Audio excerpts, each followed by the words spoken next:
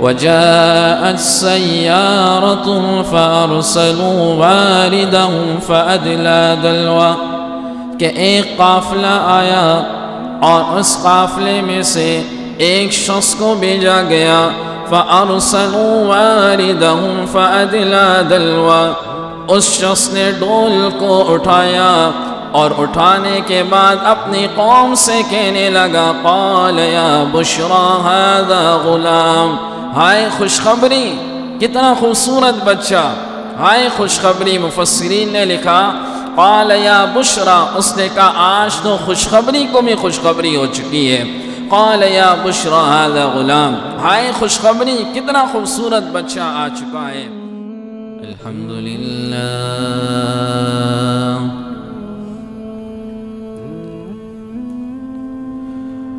الحمد لله نحمده ونستعينه ونستغفره ونؤمن به ونتوكل عليه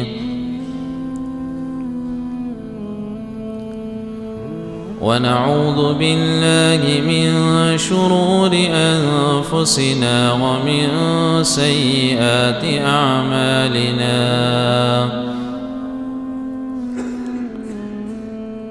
من يهده الله فلا مضل له ومن يضلله فلا هادي له، ونشهد أن لا إله إلا الله وحده لا شريك له، ونشهد أن سيدنا ومولانا محمدًا عبده ورسوله، أما بعد فأعوذ بالله من الشيطان الرجيم، بسم الله الرحمن الرحيم، وجاءت سيارة فأرسلوا واردهم فأدلى دلوه، قال يا بشرى هذا غلام، وأسروه بضاعة، والله عليم بما يعملون، وشروه بثمن بخس دراهم معدودة، وكانوا فيه من الزاهدين، صدق الله العظيم، وبلغنا رسوله النبي الكريم، ونحن على ذلك لمن الشاهدين والشاكرين، والحمد لله رب العالمين. اللهم صل على سيدنا محمد وعلى آل سيدنا محمد وبارك وسلم.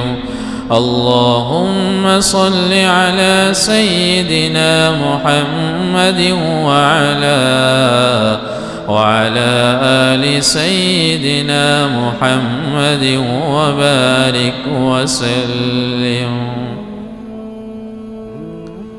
گرامی قدر حاضرین سامعین،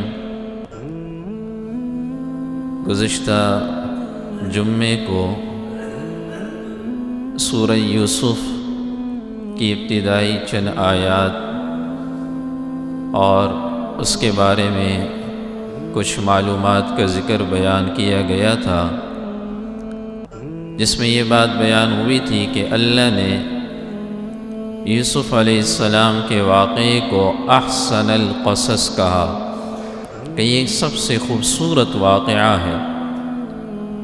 میں نے بتایا تھا کہ اس واقعے کو احسن القصص کہنے کی وجہ اس واقعے کے اندر ہونے والی حکمتیں، اس واقعے سے اخذ ہونے والی عبرتیں، اور اس کے اندر تمام لوگوں کے لیے ایک بہت بڑا سبق اللہ نے بیان کیا۔ یوسف علیہ السلام نے اپنا خواب اپنے والد صاحب کو بتایا۔ یعقوب علیہ السلام نے انہیں منع کیا کہ اس خواب کا ذکر کسی سے مت کرنا۔ یعقوب علیہ السلام کی نظر میں اس بیٹے کی بڑی اہمیت اور باقی جو بیٹے تھے ان کی نظر میں یہ بات اچھی نہیں لگتی تھی، تو انہوں نے ایک پروگرام تشکیل دیا اور حسد کی بنا پر اس پروگرام میں یہ طے کیا گیا کہ یوسف علیہ السلام کو کنویں کے اندر ڈالا جائے۔ یوسف علیہ السلام، معصوم یوسف، وہ معصوم بچہ، وہ کنویں کی تاریکیوں کے اندر جا چکا تھا کہ اتنے میں ایک گزرنے والا قافلہ آیا اور اس قافلے نے اپنے ایک بندے کو بھیجا کہ جاؤ اس کنویں سے پانی بھر کے لے آؤ۔ اس قافلے میں ایک بندے نے ڈول لیا اور اس ڈول کو نیچے اتارا، تو جیسے ہی یوسف علیہ السلام نے وہ خالی ڈول دیکھا تو اس سے چمٹ گئے، اور چمٹنے کے بعد اوپر والا بندہ یہ سمجھ رہا ہے کہ شاید اس کے اندر پانی آ چکا ہے۔ وہ جب ڈول کی رسی اوپر کرنے لگا تو کیا دیکھتا ہے کہ ایک خوبصورت سا بچہ اس ڈول کے ساتھ چمٹا ہوا ہے، اور جب اس رسی کو اوپر تک لے آئے اور جب اس خوبصورت سے بچے یوسف کو اٹھایا تو اس قافلے کے اس بندے نے اپنے لوگوں کو جمع کیا۔ قرآن اس کو یوں بیان کرتا ہے، وَجَاءَتْ سَيَّارَةٌ فَأَرْسَلُوا وَارِدَهُمْ فَأَدْلَىٰ دَلْوَهُ، کہ ایک قافلہ آیا اور اس قافلے میں سے ایک شخص کو بھیجا گیا، فَأَرْسَلُوا وَارِدَهُمْ فَأَدْلَىٰ دَلْوَهُ، اس شخص نے ڈول کو اٹھایا اور اٹھانے کے بعد اپنی قوم سے کہنے لگا، قال یا بشرا ھذا غلام، ہائے خوشخبری، کتنا خوبصورت بچہ، ہائے خوشخبری۔ مفسرین نے لکھا قال یا بشرا، اس نے کہا آج تو خوشخبری کو بھی خوشخبری ہو چکی ہے۔ قال یا بشرا ھذا غلام، ہائے خوشخبری، کتنا خوبصورت بچہ آ چکا ہے۔ وَأَسَرُّوا بِضَاعَةً وَأَسَرُّوهُ بِضَاعَةً، اس شخص نے، اس قافلے والوں نے یوسف علیہ السلام کو سامان تجارت سمجھ کر اپنے پاس رکھ لیا کہ اس کو ہم مصر کے بازار میں جا کر بیچیں گے۔ وَأَسَرُّوهُ بِضَاعَةً وَاللَّهُ عَلِيمٌ بِمَا يَعْمَلُونَ، اور اللہ نے فرمایا کہ جو کچھ وہ کر رہے تھے اللہ ان سب کو جانتا تھا۔ وَشَرَوْهُ بِثَمَنٍ بَخْسٍ دَرَاهِمَ مَعْدُودَةٍ وَكَانُوا فِيهِ مِنَ الزَّاهِدِينَ، یہ قافلہ یہاں سے چل کے مصر کے بازار میں گیا اور اللہ کا کلام کہتا ہے کہ چند کوٹے سکوں کے بدلے معصوم یوسف علیہ السلام کو بیچا گیا۔ وَشَرَوْهُ بِثَمَنٍ بَخْسٍ دَرَاهِمَ مَعْدُودَةٍ وَكَانُوا فِيهِ مِنَ الزَّاهِدِينَ، اور اس میں وہ بے رغبتی کرنے والے تھے، کہنے لگے بس جلدی جلدی بیچو، کہیں ایسا نہ ہو اس کا مالک ہی ہمارے پاس نہ آ جائے۔ بعض مفسرین نے لکھا کہ وَشَرَوْهُ کی ہور جو ضمیر ہے اس کا مرجع یوسف علیہ السلام کے بھائی ہے۔ وہ روزانہ آتے تھے اور اپنے کنویں کے اندر بھائی کو دیکھ کے جاتے تھے، اور اس دن جب قافلے کو دیکھا اور قافلے کو دیکھنے کے بعد اس بچے کو جب دیکھا کہ ان کے ہاتھ میں، تو کہنے لگے یہ تو ہمارا بچہ ہے، پھر کہنے لگے ہمارا غلام ہے، تم ہی خرید لو اور ہمیں اتنے پیسے دے دو، ہمیں اتنے پیسے دے دو، تم ہی خرید لو۔ وَشَرَوْهُ بِثَمَنٍ بَخْسٍ دَرَاهِمَ مَعْدُودَةٍ وَكَانُوا فِيهِ مِنَ الزَّاهِدِينَ، یوسف علیہ السلام مصر کے بازار میں تشریف لے گئے۔ یوسف علیہ السلام کی بولی لگ رہی ہے، خریدار آ رہے ہیں۔ وَقَالَ الَّذِي اشْتَرَاهُ مِن مِّصْرَ لِامْرَأَتِهِ أَكْرِمِي مَثْوَاهُ عَسَىٰ أَن يَنفَعَنَا أَوْ نَتَّخِذَهُ وَلَدًا، اللہ کی شان دیکھیے کہ مصر کا جو بڑا امیر تھا، مصر کا جو بادشاہ تھا، وہ اپنی عورت کے ساتھ بازار کے سیر کے لیے نکلا ہوا تھا۔ یوسف علیہ السلام کی صورت کو دیکھا تو دیکھنے کے بعد یوسف علیہ السلام کو خریدنے لگے۔ وقال الذي اشتراه من مصر لامرأته أكرمي مثواه عسى أن ينفعنا أو نتخذه ولدا۔ اب اس بادشاہ نے اپنی عورت سے کہا کہ اسے ہم خرید لیتے ہیں۔ ان کی اولاد بھی نہیں تھی۔ قرآن کی اس آیت سے یہ معلوم ہوتا ہے کہ ان کی اولاد نہیں تھی، اور کہنے لگا کہ یہ ہو سکتا ہے کہ اس بچے میں ہمارے لیے کوئی عزت رکھی ہو، او نتخذہ ولدا، یا ہم اس بچے کو جو ہے وہ اپنی اولاد بنا دیتے ہیں، اپنا لڑکا بنا دیتے ہیں۔ خوبصورت سا بچہ، اسے ہم لڑکا بنا دیتے ہیں۔ اللہ کی شان دیکھیں کہ کہاں سے اللہ نے اٹھایا اور کہاں پہ اللہ نے یوسف علیہ السلام کو بھیجا۔ وَكَذَلِكَ مَكَّنَّا لِيُوسُفَ فِي الْأَرْضِ، اور اسی طرح ہم نے یوسف علیہ السلام کو زمین میں ٹھکانہ دیا۔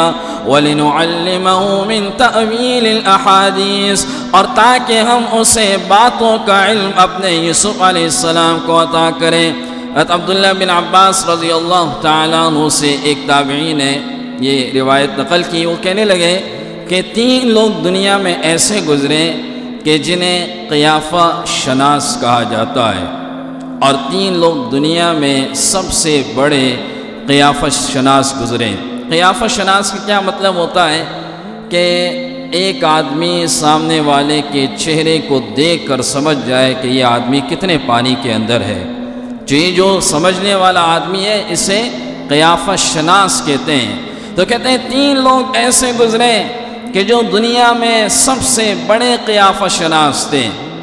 ان میں سے پہلے نمبر پہ فرمایا موسیٰ علیہ السلام کی وہ اہلیہ، شعیب علیہ السلام کی بیٹی، یہ سب سے بڑی قیافہ شناس تھی کہ جب موسیٰ علیہ السلام نے ان کے لیے پانی نکالا، اور پانی نکالنے کے بعد یہ بچی اپنے والد شعیب علیہ السلام کے پاس آئی، تو شعیب علیہ السلام کے پاس آ کر موسیٰ علیہ السلام کی تعریف کرنے لگی۔ ظاہر وہ بھی اجنبی تھے، یہ بھی اجنبیہ تھی، تو کہنے لگے ان خیر من استأجرت القوی الامین، ہم جس آدمی سے ہو کے آ رہے ہیں وہ آدمی طاقتور بھی تھا۔ طاقتور کیسا تھا کہ 10 آدمیوں کا پتھر اکیلے موسیٰ علیہ السلام نے ہٹا دیا۔ طاقتور کیسے تھے کہ کنویں سے ایک ڈول کو، جو بڑا سا ڈول تھا، کئی بندے اوپر لے آتے تھے، لیکن موسیٰ علیہ السلام نے اکیلے اس ڈول کو اٹھا دیا۔ ان خیر من استأجرت القوی الامین، امانت دار بھی ایسے تھے کہ انہوں نے ان دونوں لڑکیوں کو اپنی آنکھوں سے بھی نہیں دیکھا، بلکہ نیچے نیچے دیکھتے رہے، اور ایسے امانت دار تھے کہ یہ بچی جب موسیٰ علیہ السلام کو بلانے کے لیے آئی تو روایات میں آتا ہے کہ یہ آگے آگے جا رہی تھی، موسیٰ علیہ السلام اس کے پیچھے پیچھے جا رہے تھے۔ موسیٰ علیہ السلام نے انہیں کہا کہ آپ پیچھے آئیے، میں آگے چلتا ہوں، میری نظر آپ کی ایڑیوں پر بھی نہ پڑے، اور جہاں جس طرف گھومنا ہے ایک کنکر مار کر مجھے بتا دیجئے کہ اس طرف گھومنا ہے، آپ اپنی آواز سے بھی مت کہیے، کنکر مار کر مجھے اشارہ کر دیجئے، اس طرف مڑنا ہے تو میں اس طرف مڑ جاؤں گا۔ ان خیر من استأجرت القوی الامین وجاءته احداهما تمشی علی استحیاء، اللہ نے اس بچی کے آنے کا ذکر بھی کیا۔ یہ بچی جب موسیٰ علیہ السلام کے پاس آئی تو بڑے پردے کی حالت میں اور حیا کی حالت میں چلتی ہوئی آئی، یہ بڑی قیافہ شناس عورت تھی۔ اور دوسرے نمبر پر سیدنا صدیق اکبر رضی اللہ تعالیٰ عنہ، سیدنا صدیق اکبر رضی اللہ تعالیٰ عنہ یہ بھی بہت بڑے قیافہ شناس تھے۔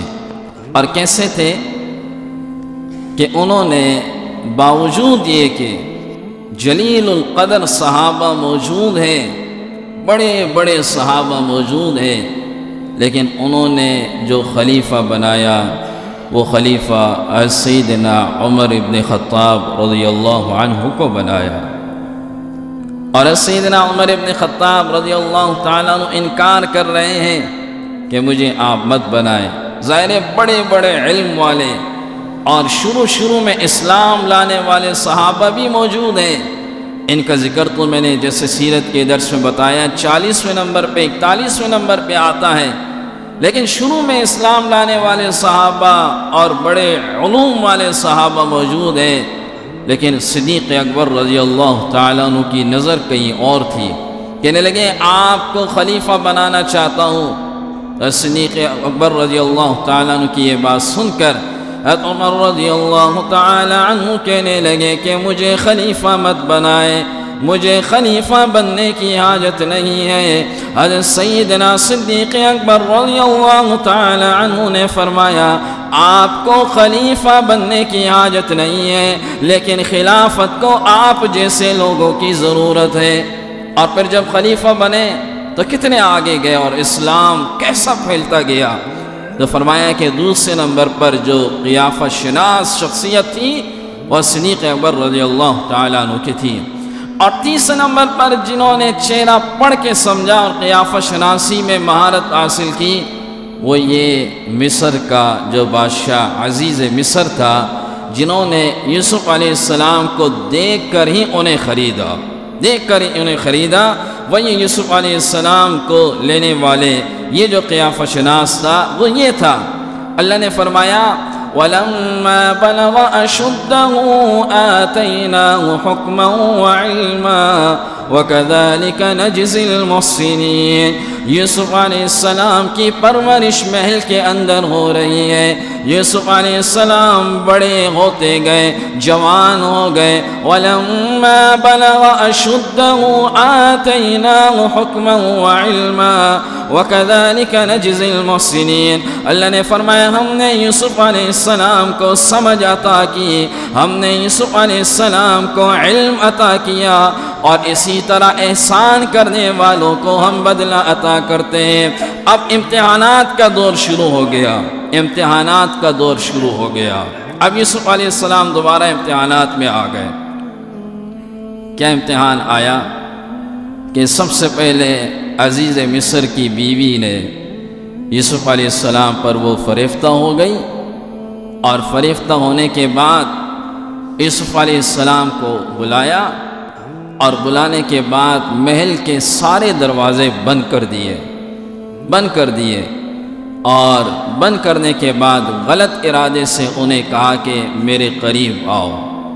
وراودته التي هو في بيتها عن نفسه وغلقت الابواب وقالت هيت لك۔ اس سے معلوم ہوتا ہے کہ دروازہ ایک نہیں تھا، وغلقت الابواب، سارے دروازے بند کر دیے، وقالت هيت لك، اور کہنے لگی میرے قریب آؤ۔ قال معاذ اللہ، یوسف علیہ السلام نے کہا اللہ کی پناہ۔ قال معاذ اللہ، اللہ کی پناہ۔ ایک نبی نے جب پناہ مانگی تو بھی اللہ کی پناہ مانگی، ایک نبی جب مشکل میں پناہ مانگتا ہے تو بھی اللہ کی پناہ مانگتا ہے۔ جناب رسول اللہ صلی اللہ علیہ وسلم، اللہ نے انہیں سید المرسلین بنایا، اللہ نے انہیں سید الکائنات بنایا، لیکن جب پناہ میں آنے کی بات کی تو قل اعوذ برب الفلق من شر ما خلق ومن شر غاسق اذا وقب ومن شر النفاثات في العقد ومن شر حاسد اذا حسد قل اعوذ برب الناس۔ اس رب کی پناہ حضور نے بھی مانگی، اعوذ باللہ من الشیطان الرجیم۔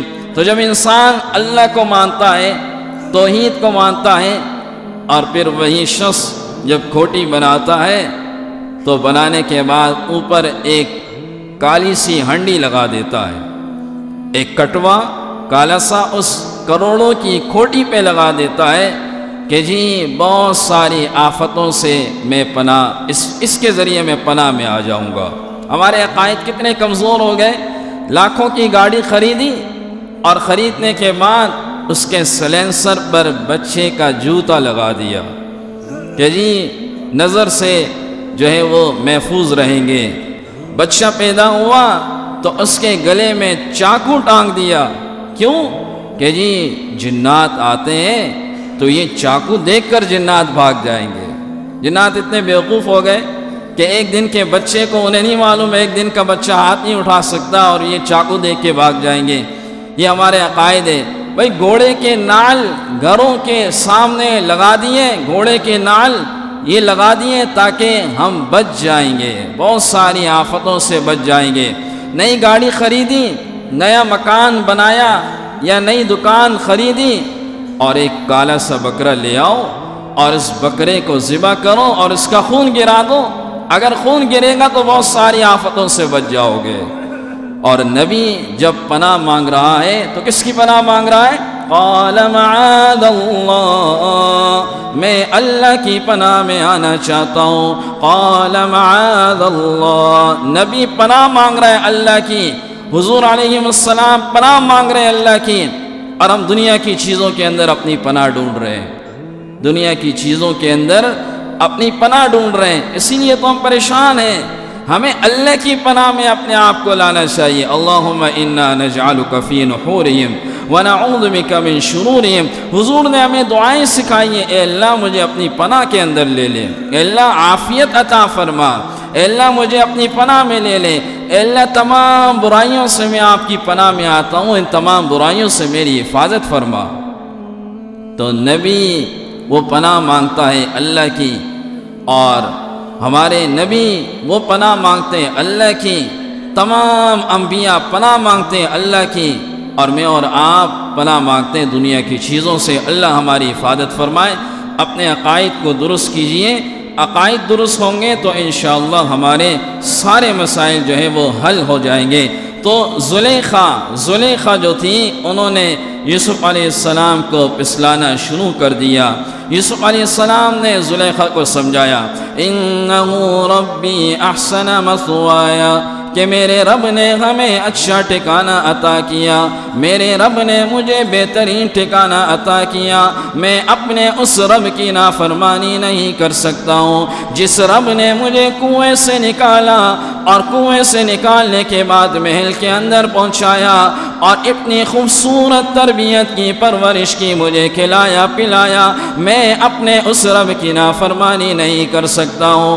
انہو ربی احسن مثوایا، میرے رب نے مجھے بہترین ٹھکانہ عطا کیا۔ بعض علماء نے کہا انہو کی ضمیر کا مرجع جو ہے وہ عزیز مصر ہے، اور یوسف علیہ السلام اس عورت کو سمجھا رہے ہیں کہ کیا کر رہی ہو، آپ کے شوہر نے آپ کو کتنا بہترین ٹھکانہ دیا، آپ کی تمام ضرورتوں کا خیال رکھا، آپ کے سرخی پاؤڈر کا خیال رکھا، اور تم اپنے اس شوہر کی نافرمانی کرنے لگ گئی ہو، یہ کیا کر رہی ہو؟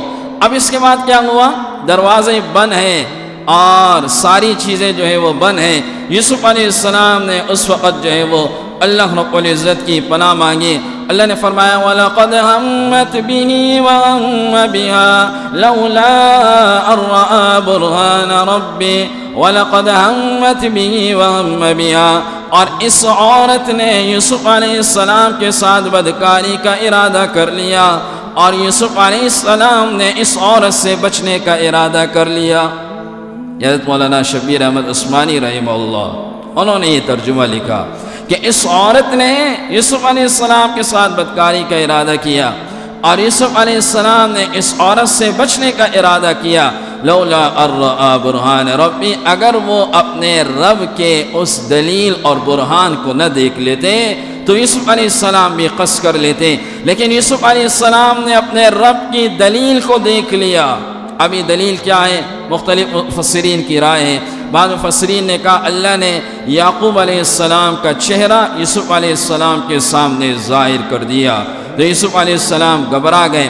اور بعض مفسرین نے اس دلیل کے بارے میں یہ کہا، علامہ ابن حزم رحمہ اللہ نے یہ کہا وبرهان ربی هاهنا هو النبوة وعصمت اللہ عز وجل، کہ اللہ کا برہان یہاں پر وہ نبوت ہے جو اللہ نے یوسف علیہ السلام کو عطا کی، اور اس نبوت کی وجہ سے چونکہ نبی معصوم ہوتا ہے تو نبی ایسی غلطی کبھی نہیں کر سکتا۔ علامہ آلوسی رحمہ اللہ نے یہاں پر یہ لکھا کہ برہان سے مراد کہ یوسف علیہ السلام زنا کی اس برائی کو جانتے تھے کہ یہ کتنی بڑی برائی ہے، کتنا قبیح عمل ہے۔ اللہ نے ان کے دل میں اس بات کو یقین سے بٹھا دیا تھا کہ اس برائی اس کے قریب کبھی مت جانا۔ یہ جو یقین تھا، اس یقین نے یوسف علیہ السلام کو روکا۔ وَلَا تَقْرَبُوا الزِّنَا إِنَّهُ كَانَ فَاحِشًا، اللہ نے یہ نہیں کہا زنا مت کرو، اللہ نے کہا زنا کے قریب بھی مت جاؤ، قریب کبھی اللہ نے منع کیا۔ إِنَّهُ كَانَ فَاحِشًا، یہ بے حیائی ہے، وَسَاءَ سَبِيلًا، اور برا راستہ ہے، اللہ نے کہا اس کے قریب بھی مت جاؤ۔ اور آج ہمارے معاشرے میں کتنی بیماریاں پھیل چکی ہیں، نہ جانے ان بیماریوں کے نام بھی شاید آج دنیا میں اس سے پہلے نہ تھے، اور وہ ساری بیماریاں آج جو معاشرے میں پھیلی ہیں اس کی بنیادی وجہ وہ یہ بدکاری ہے، بدکاری ہے۔ اسی لیے حضور نے فرمایا جب کوئی شخص یہ بدکاری کرتا ہے تو اس بدکاری کے وقت میں ایمان اس سے اٹھا لیا جاتا ہے، ایمان اس سے اٹھا لیا جاتا ہے۔ اگر وہ اس حال میں مر گیا تو کفر کی حالت میں مرے گا، ایمان اس سے اٹھا لیا گیا، ایمان کی حالت میں وہ نہیں رہا، ایمان اس سے اٹھا لیا جاتا ہے۔ تو اس کے قریب جانے سے بھی اللہ نے ہمیں روکا اور اللہ نے منع فرمایا۔ اب اس کے بعد کیا ہوا؟ یوسف علیہ السلام نے دوڑ لگائی، یوسف علیہ السلام نے ایک دوڑ لگائی، اور قرآن کہتا ہے کہ زلیخا نے بھی دوڑ لگائی۔ یوسف علیہ السلام نے دوڑ لگائی دروازے کی طرف، زلیخا نے دوڑ لگائی یوسف علیہ السلام کو پکڑنے کی طرف۔ وَاسْتَبَقَ الْبَابَ وَقَدَّتْ قَمِيصَهُ مِن دُبُرٍ وَأَلْفَ يَا سَيِّدَهَا لَدَى الْبَابِ، اللہ کا قرآن کہتا ہے ان دونوں نے دروازے کی طرف دوڑ لگائی۔ جب دروازے کی طرف دوڑ لگائی تو اللہ کا بھی یہ اعلان ہے، اے میرے بندے تو گناہ سے بچنے کی کوشش کر، میں تیرے لیے راستے کو آسان کرتا رہوں گا۔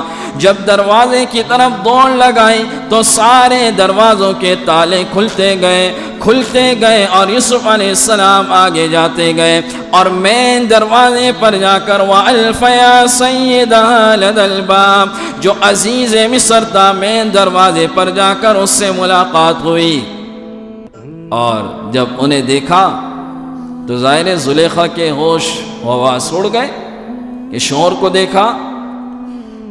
تو اس عورت نے اس وقت اپنے شوہر سے کہا کہ اس شخص کے بارے میں کیا خیال ہے کہ جو آپ کے اہل و عیال کے ساتھ بدکاری کا ارادہ کرنا چاہتا ہو، اور پھر ساتھ ہی سزا بھی خود بیان کر دی کہ میں چاہتی ہوں ایسے شخص کو تو جیل میں ڈالا جائے، جیل میں ڈالا جائے۔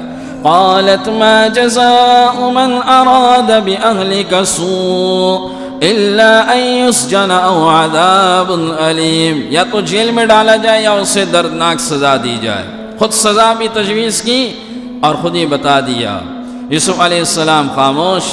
یوسف علیہ السلام سے پوچھا، قال هي راودتنی عن نفسی وشہد شاہد من اہلها، یوسف علیہ السلام کہنے لگے انہوں نے مجھے اپنی طرف کھینچنے کی کوشش کی، وشہد شاہد من اہلها، اور میری اس بات پر ایک گواہ بھی موجود ہے۔ یہ گواہ کون تھا؟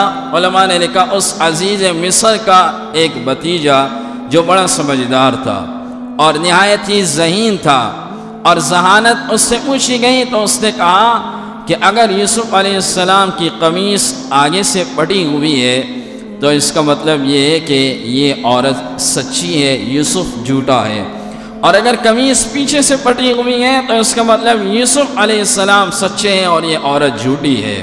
اس کی ذہانت تھی، تو اس نے جب یہ بات کی تو اللہ کا کلام آگے کہتا ہے وَلَمَّا رَأَى قَمِيصَهُ قُدَّ مِن دُبُرٍ قَالَ إِنَّهُ مِن كَيْدِكُنَّ إِنَّ كَيْدَكُنَّ عَظِيمٌ إِن كَانَ قَمِيصُهُ قُدَّ مِن قُبُلٍ فَصَدَقَتْ وَهُوَ مِنَ الْكَاذِبِينَ وَإِن كَانَ قَمِيصُهُ قُدَّ مِن دُبُرٍ فَكَذَبَتْ وَهُوَ مِنَ الصَّادِقِينَ۔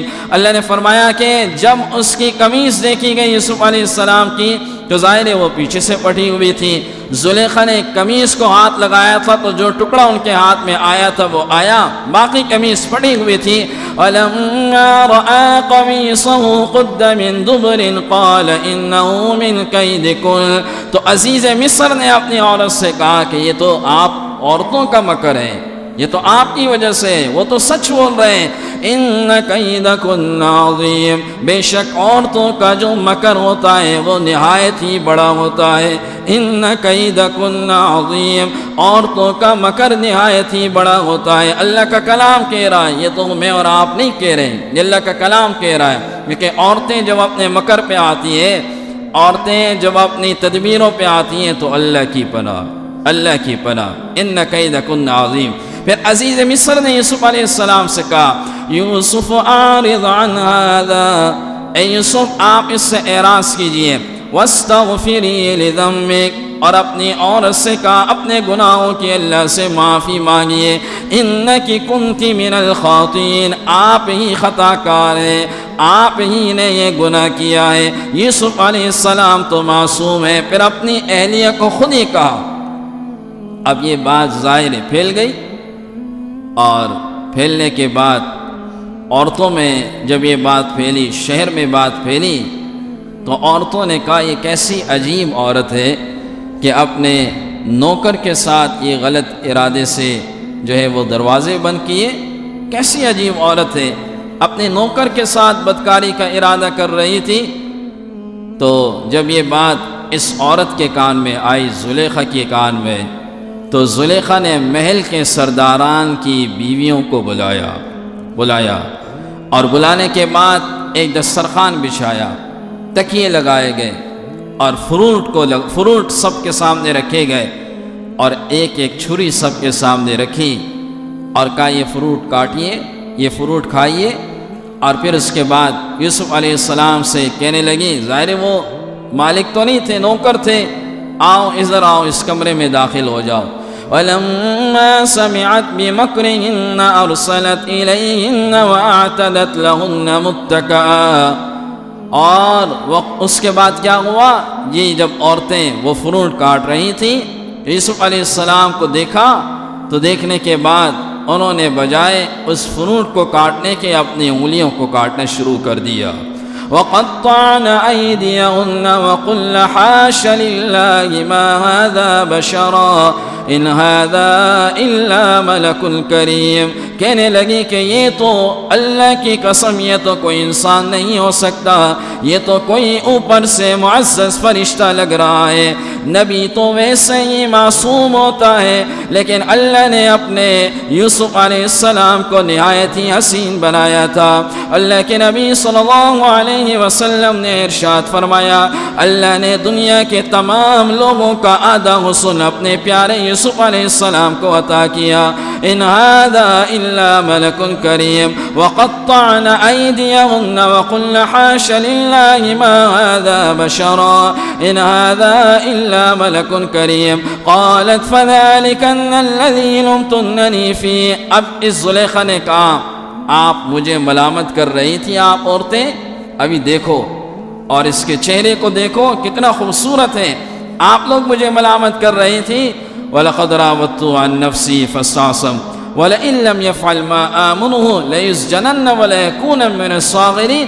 کہنے لگی اب ظاہر وہ اس وقت اکیلی تھی، اب ساری مل گئی، اب اگر اس نے میری بات نہیں مانی تو میں ضرور اسے جیل میں ڈلواؤں گی اور ضرور اسے رسوا کروں گی، میں ضرور اسے جیل میں ڈلواؤں گی اور ضرور اسے رسوا کروں گی۔ یوسف علیہ السلام قال رب السجن احب الی مما یدعوننی الی، اے میرے رب مجھے جیل زیادہ پسند ہے اس بات سے کہ میں اس گناہ کے اندر مبتلا ہو جاؤں، مجھے مصیبت میں آنا پسند ہے، معصیت میں آنا پسند نہیں۔ مصیبت اپنے سر پہ ڈال سکتا ہوں لیکن گناہوں کا بوجھ اپنے سر پہ نہیں ڈال سکتا۔ یوسف علیہ السلام کو جیل میں ڈال دیا گیا۔ اس کے بعد کیا ہوا انشاءاللہ اگلے جمعے کو اس سے آگے بیان ہوگا۔ اللہ رب العزت سے دعا ہے کہ اللہ رب العزت ان تمام باتوں پر عمل کی توفیق عطا فرمائے۔